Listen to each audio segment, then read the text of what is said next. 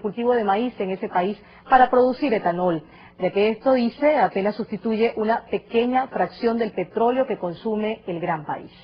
Precisamente en un editorial titulado Las consecuencias del maíz, el rotativo comenta sobre el súbito vuelco que la producción agrícola estadounidense dio hacia la producción de maíz.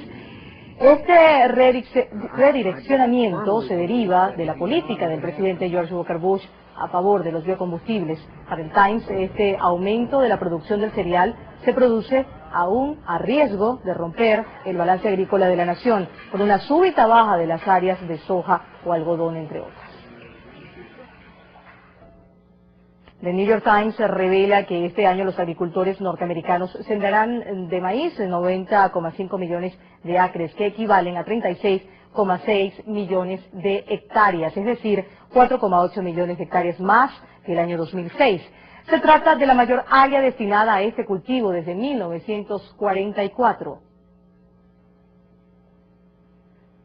Las tierras destinadas a la soya y el trigo, además del algodón, disminuirán en más de 10%.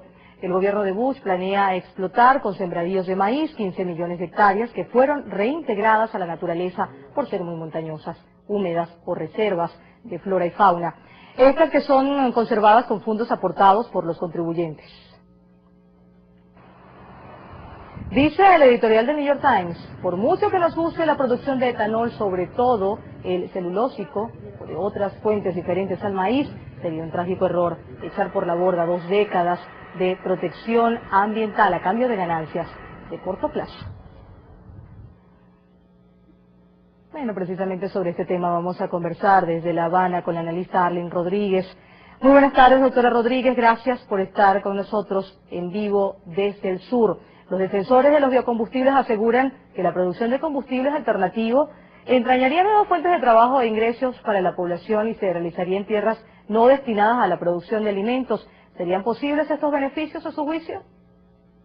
Pero es que no tiene mucho sentido lo que están planteando. Yo no digo que no haya, el biocombustible tiene ventajas. El biocombustible, en la medida que se utilice limitadamente, de hecho Venezuela lo ha desarrollado en una cierta medida para descontaminar, para quitarle plomo a su combustible tradicional.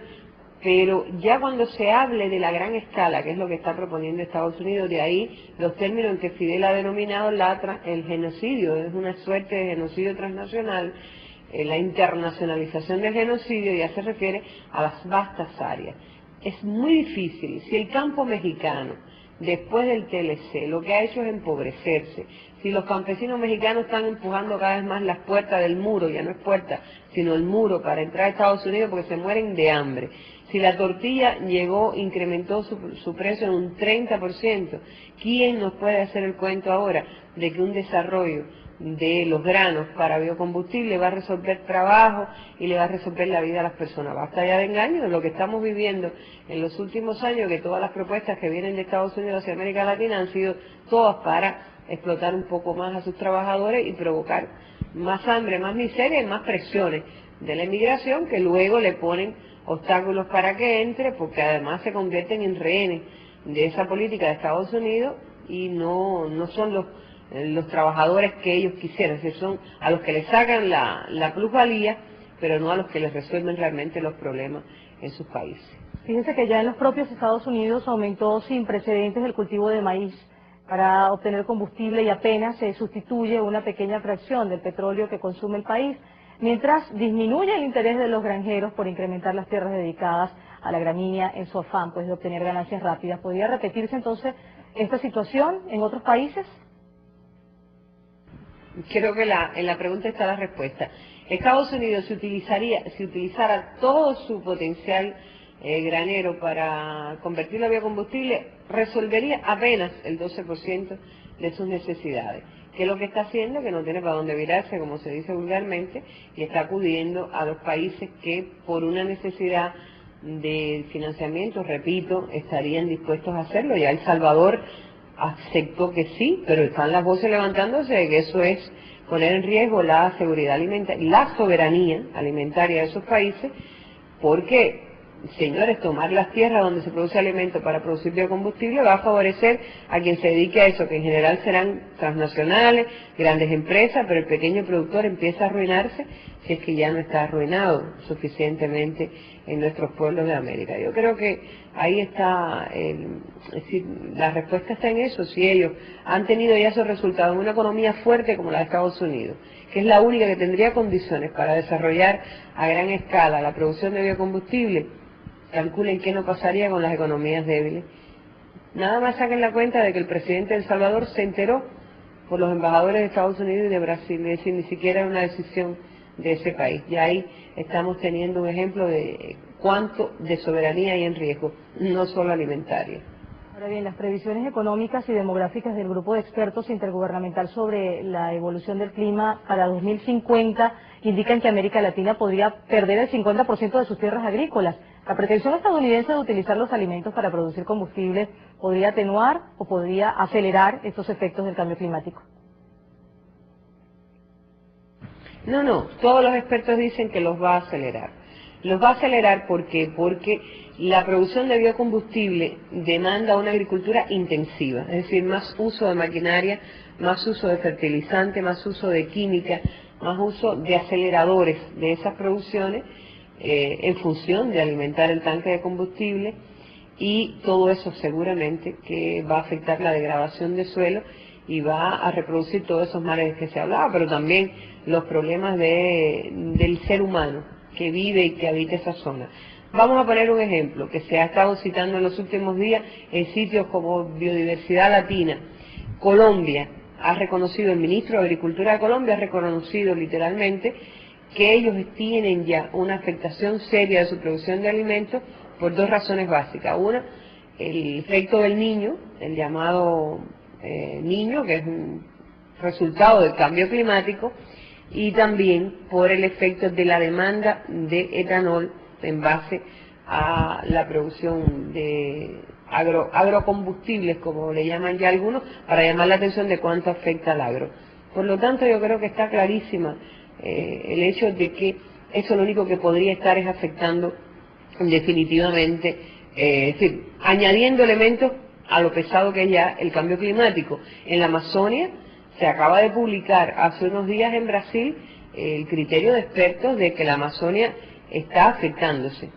Realmente el equilibrio ecológico, que se están perdiendo áreas de la Amazonia, que es la más rica, que es el, digamos, es el pulmón del planeta, como han dicho tanto, todo eso se está afectando por el desarrollo intensivo del cultivo de la soya, que alguna vez fue llamada en Brasil bendita soya, y hoy algunos dicen que podría ser mañana maldita soya, por el avance en el deterioro de las tierras, que en definitiva es lo que contribuye también como parte del cambio climático. ¿Cuáles podrían ser las otras alternativas de fuentes de energía en la región? Yo creo que la región tiene la posibilidad de desarrollar, bueno, lo que está desarrollando Cuba, que es el viento, es decir, la energía eólica, la energía de las aguas. Afortunadamente la región todavía tiene potenciales acuíferos importantísimos, saltos de agua, fuerzas de agua. Cuba ha logrado, con una política inteligente de acumulación de las aguas y de empleo de las aguas, ha logrado favorecer ese preciado líquido, protegerlo para su producción de alimentos, para su desarrollo mismo. No sé como fuente de energía hasta dónde podría serlo. En el caso de Cuba no creo que sea tanto así, pero sí América del Sur tiene unas potencialidades extraordinarias. Y bueno, hay muchas búsquedas y no se excluye los biocombustibles, es decir, no hay un no a los biocombustibles. Yo creo que el tema estaría en la preocupación que ha manifestado Fidel y que manifiestan todos los que tienen un poquito de conocimiento, reitero, en cuanto a que eso sea quitarles tierra y fuerzas a los alimentos para ponérselo a los combustibles. Esa es la tragedia. Eso sería la tragedia que deje 3.000 millones de seres humanos ya con hambre y sed en el planeta, muriendo de hambre y sed. Quizás el biocombustible en una pequeña escala, siempre y cuando no comprometa la alimentación de los seres humanos, de los animales, y no comprometa las áreas forestales de América Latina, que ya hoy se dice que está en primer lugar en cuanto a desaparición de especies endémicas de la región. Creo que los especialistas son los que tienen la palabra de cuántas fuentes hay. El sol, por ejemplo, en Cuba se está empleando el sol. ¿Cuántas escuelas en las montañas de Cuba se alimentan por energía solar para que sus niños puedan tener televisión y computadora en la escuelita más apartada de una montaña? Creo que hay muchos lugares a donde mirar y todavía la humanidad tendría que buscar muchas más reservas que ni agredan el medio ambiente ni destruyan la esperanza de vida en el planeta. Agradecemos a Arlene Rodríguez, analista cubana, por brindarnos su reflexión en torno a la producción del etanol y sus consecuencias, tanto sociales como económicas y ambientales. Vamos a hacer otra pausa en vivo desde el sur. En breve les diremos que Chile está estudiando devolver libros saqueados a Perú durante la Guerra del Pacífico. Detalles luego de la pausa. Actualidad y análisis.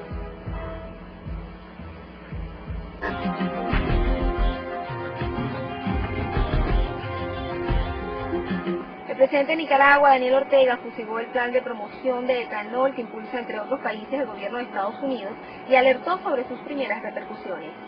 Con esta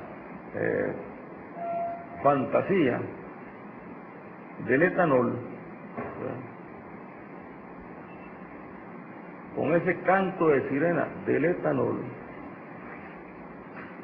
lo que están provocando ya, solo las noticias, de que ahora va todo el mundo a producir etanol. ¿Qué está provocando eso? Que las tierras en donde se produce caña y se produce maíz suben de precio. Según Ortega, la campaña del presidente de Estados Unidos, George Walker Bush, en favor del etanol, también incrementó el valor de fertilizantes y herramientas agrícolas. Además, criticó la reciente alianza entre Washington y Brasilia para impulsar la producción de etanol. Asegura que la nación amazónica podría resultar siendo la gran perdedora, pues a su juicio, el gobierno estadounidense no da garantías de detener los subsidios a sus productores. A través de un nuevo artículo, este miércoles el presidente cubano Fidel Castro ratificó su condena a los avances de las políticas energéticas de Estados Unidos basadas en la producción de etanol. La crítica la hizo pública el diario antillano Granma. En el escrito, el líder cubano asegura que Estados Unidos internacionaliza el genocidio al pretender destinar millones de toneladas de maíz y otros cereales para producir los galones de etanol que su sistema consumista demanda. Afirmó que la producción mundial de granos no podrá satisfacer las ambiciones de la Casa Blanca a largo plazo. El mandatario cubano también